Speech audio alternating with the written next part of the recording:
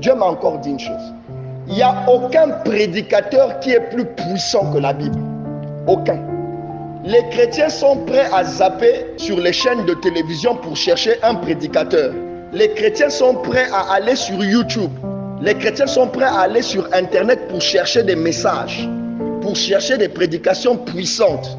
Le comportement des chrétiens d'aujourd'hui vous donne l'impression que les pasteurs parlent mieux que la Bible.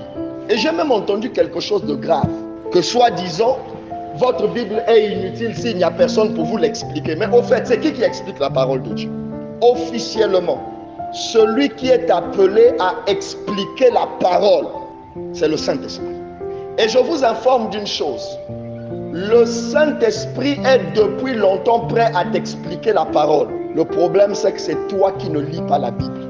Si on vous dit qu'il y a la victoire dans la prière, dans les jeûnes, on vous a menti si il n'y a pas la parole. La victoire n'existe pas sans la parole de Dieu. Et je peux même en profiter de dire à quelqu'un ce soir, je suis en train de te révéler la base de tes échecs. Tu n'aimes pas lire la Bible. Tu ne seras pas épanoui. J'ai fait un constat.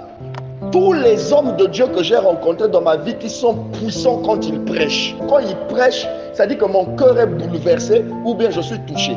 Tous vous raconteront comment ils ont beaucoup lu la Bible.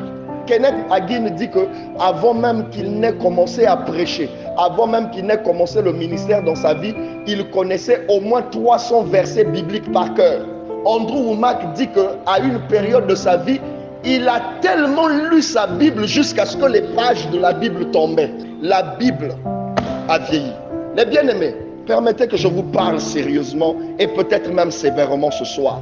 Il y a dans la tête de beaucoup de chrétiens l'erreur de croire que l'imposition des mains du pasteur vont changer sa vie. Il faut que je vous dise que ce n'est pas vrai.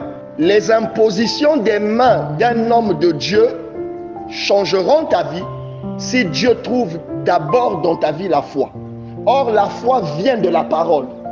Écoutez, la foi, ce n'est pas un sentiment. La foi, ce n'est pas dire je crois en Dieu. Non. La foi est le produit de la révélation de la parole.